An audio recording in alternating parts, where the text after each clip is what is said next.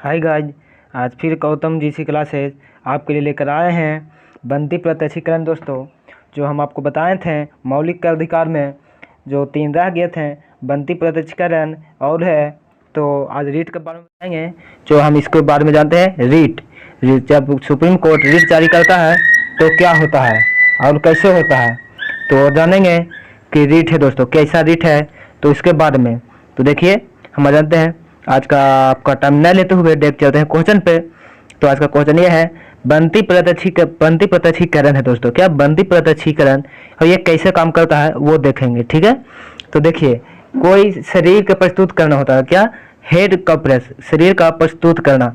जैसे देखिए जब कोई व्यक्ति को यह लगता है कि उसे अवैध रूप से जेल में रखा गया है, जब आपको ये कानून है कि आपको जेल में रखा गया है, तब सुप्रीम कोर्ट हिरासत में लेने वाले अधिकारी को आदेश देता है कि वह जेल में रखे एक व्यक्ति को निश्चित स्थान और निश्चित समय के अंदर उपस्थित करें, अन्यथा हिरासत में लेने वाले अधिकारी पर कार्रवाई होगी। इसका देखिए दोस्तों, अब आपको हम डिटेल में समझाते हैं। तो जैसे में आप एक थाना है आपके पास और वो आपको एक गलत काम किए हैं या नहीं गलत काम किए हैं, फिर भी आपको अधिकारी वहाँ का पकड़ के रखा हुआ थाना में, तो वो थाना वाला आप देख उसे आपको 24 घंटा रखने का उसे आदेश है। कितना? थाना को 24 घंटा रखने का आदेश है। तो 24 घंटा से ज़्यादा आपको 2 से 3 दिन रखा है। तो अगर 3 दिन रखना तो आप डायरेक्ट अपना वकील को लीजिए और वकील को ले जाके सुप्रीम कोर्ट वहाँ जाएंगे, आपका वकील, और सुप्रीम कोर्ट में डायरेक्ट रीट जारी कर देगा एक, और रीट में जारी करेगा कि और सुप्रीम कोर्ट में ये बोलेगा कि देखिए हमारा एक जो आदमी है उसे थाना में पकड़ के 3 दिन से रखा हुआ है। तो थाना तुरंत उस अधिकारी पे रीट जारी कर देगा और बोलेगा कि जल्दी से उसे चाहे तो रिहा कर छोड़ दो या फिर हमारे पास पेश करो। तो ये होता है रीट जारी दोस्तों। तो अगर नहीं करेगा तो उस पर कार्रवाई किया जाएगा। तो व्यक्ति तुरंत उसे चाहे तो छोड़ देगा या फिर अपने से आगे तुरंत उस आदमी को भेजेगा दोस्तों। तो ये है बनती प्रत्यक्षीकरण। और दूसरा है दोस्तों, तो ये तो हो गया बनती प्रत्यक्षीकरण, और अगला है परमादेश। क्या परमादेश है दोस्तों? इसमें है कि देखिए परमादेश में जब कोई सरकारी अधिकारी अपने सार्वजनिक कर्तव्य का निर्वहन नहीं करता तब सुप्रीम कोर्ट उस पर रीट जारी कर सकता है और उसे अपने कर्तव्य का पालन करने का आदेश जारी करता है, अन्यथा उस पर सख्त कार्रवाई कर सकता है। तो देखिए इसमें आपको अब बढ़िया से डिटेल में समझाते हैं। देखिए दोस्तों, आप कहीं पे रेलवे स्टेशन पे गए या कहीं भी, तो एक व्यक्ति है जो टिकट काट रहा है अथी पे और दूसरा है जो नहीं कट रहा।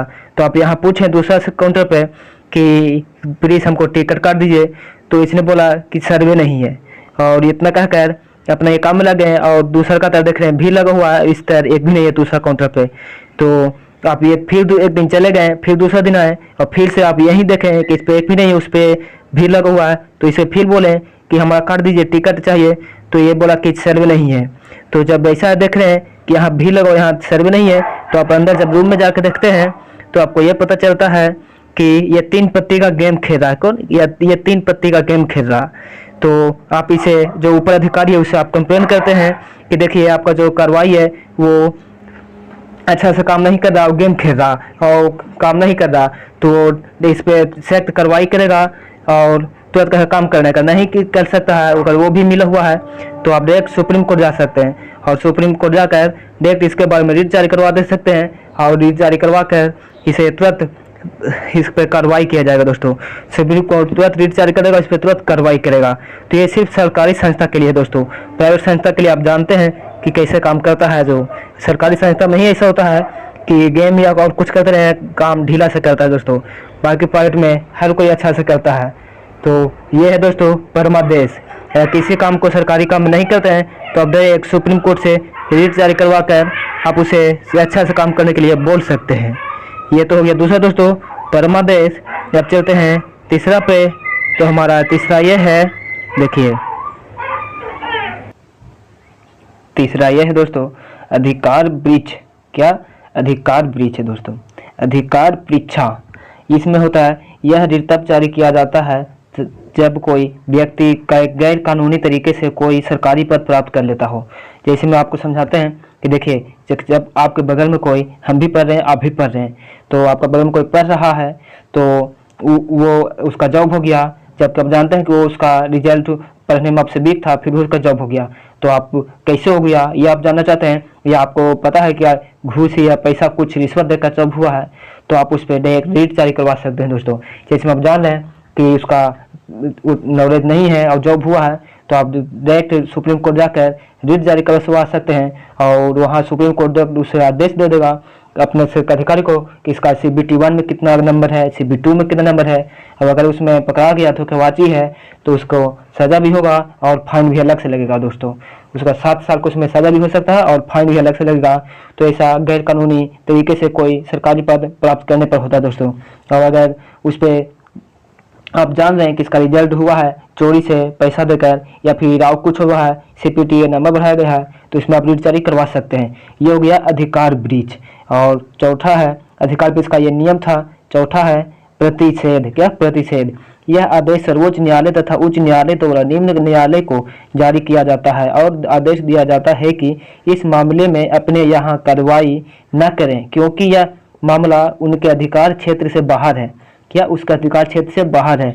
जैसे में देखिए दोस्तों, आप हैं बिहार में और पटना में कुछ मारापीट हुआ है और उसका तमिलनाडु का केस राज्य है, वहाँ का न्यायालय उस पर काम कर रहा है दोस्तों, उस पर केस कर रहा है, तो इस पर तुरंत सुप्रीम कोर्ट रीट जारी कर सकता है। उच्च न्यायालय उसे जो उच्च न्यायालय सुप्रीम कोर्ट वो रीट जारी कर सकता है कि ये इसका कार्रवाई आप बंद कीजिए और ये आपका अधिकार से बाहर है, ये आपका राज्य का क्षेत्र का नहीं है, ये दूसरे क्षेत्र का, जिसका क्षेत्र में उसी का न्यायालय उसका कानून देखेगा, उसका जो हुआ है वो संभालेगा।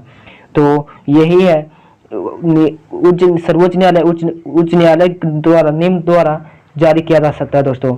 जैसे में हमें कुछ जो भी हो अपने अधिकार में किया जाता है, तो इस अगर बिहार में कुछ है तो उसका मध्य प्रदेश या तमिलनाडु नहीं देख सकता इसका कार्रवाई, यहाँ से पटना का ही न्यायालय देख सकता है, चाहे तो उच्च न्यायालय चाहे तो हाई कोर्ट, बस। अब बाकी दूसरा क्षेत्र में है तो ये नहीं दे सकता।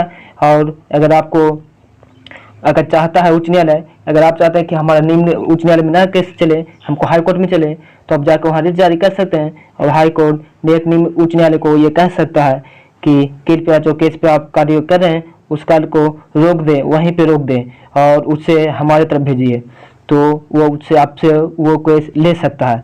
आपसे वो केस लेकर वो कानूनी वहाँ देखेगा दोस्तों हाई कोर्ट में। अगर हाई कोर्ट में भी कहें कि नहीं चलना चाहिए यहाँ, तो जनता अगर उसे विरोध कर रहा है तो सुप्रीम कोर्ट बोलेगा कि नहीं, वो आप वो केस रोक दीजिए और वो जल्द से जितना जल्दी हो सके मेरे पास भेजिए, तो वो हाई कोर्ट वहाँ भेज देगा दोस्तों। इसे कहते हैं प्रतिषेध। इसे ही प्रतिषेध कहते हैं, जो उच्च न्यायालय निम्न न्यायालय से अपना आदेश देता है और मामले को अपने यहाँ कार्यवाही न करे क्योंकि मामला को अधिकार क्षेत्र से बाहर है। ये भी दोस्तों प्रतिषेध। अब है पांचवा उत्प्रेरण। क्या उत्प्रेरण? उत्प्रेरण में ये होता है दोस्तों, इसके अंदर कहता है अधीश न्यायालय जहाँ पर मुकदमा चल रहा है उसे वरिष्ठ न्यायालय उसे आदेश दे सकता है कि उस मुकदमे को तुरंत निलंबित कर दे के वरिष्ठ न्यायालय के पास भेजे। निलंबित यही होता है दोस्तों कि अपने पास बंद कर दे और मेरे पास भेजे दोस्तों। क्या मेरे पास भेजे? वही समझाएं तो निलंबित कर दे, वहाँ बंद करें और जल्द से जल्द से मेरे पास भेजे। उत्प्रेषण ये होता है प्रेशर में कि आप बंद करके मेरे पास भेजे, तो हो गया उत्प्रेषण दोस्तों पांचवा। तो रीट जारी 5 प्रकार के होते हैं और 5 प्रकार के आपको बता चुके हैं। जैसे में 3 तो ये हो गया ब्रीच, अधिकार ब्रीच, प्रतिषेध और उत्प्रेषण, 3 हो गए दोस्तों। और 2 हो गया यहाँ, दूसरा में है परमादेश और तीसरा है बंदी प्रत्यक्षीकरण। क्या? बंदी प्रत्यक्षीकरण। ये 5 प्रकार का रीट जारी करता है सुप्रीम कोर्ट और ये उसी का थीम है तो वही जारी कर सकता है। तो चलिए आप हमको अंदाज से समझ गए होंगे रीट की रीट क्या होता है। तो रीट यही होता है दोस्तों। और चलिए आपको अगर वीडियो अच्छा लगा और सक्सेसफुल रहा हो तो वीडियो को लाइक और अपने दोस्तों के पास शेयर जरूर करें। तो आज के लिए इतना ही। थैंक यू दोस्तों। जय हिंद, जय भारत।